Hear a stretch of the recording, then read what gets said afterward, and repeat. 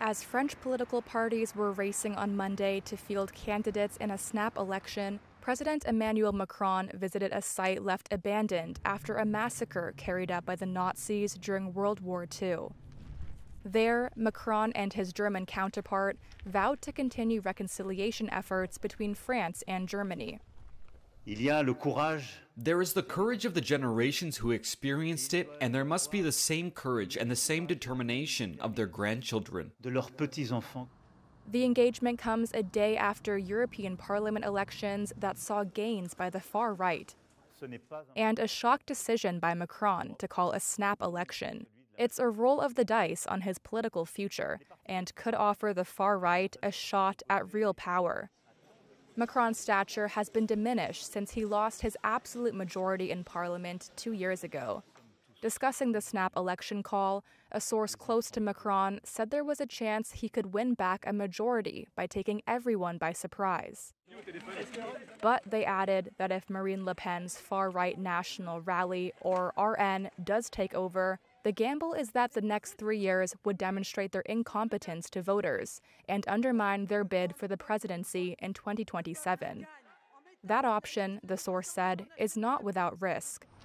The vote is likely to revolve around discontent with Macron's style of power, cost of living, and immigration policies.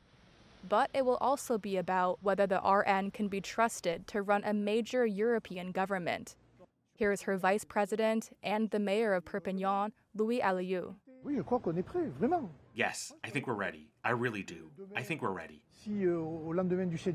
And tomorrow, if the day after the 7th of July there is a majority, either from the RN or in coalition with others, we will very quickly be able to get France moving again. Among policies put forward by RN, the party has proposed high public spending, despite already significant debt levels. It also wants to expel more migrants, restrict childcare benefits to French citizens, and give French nationals preference and access to social housing and jobs.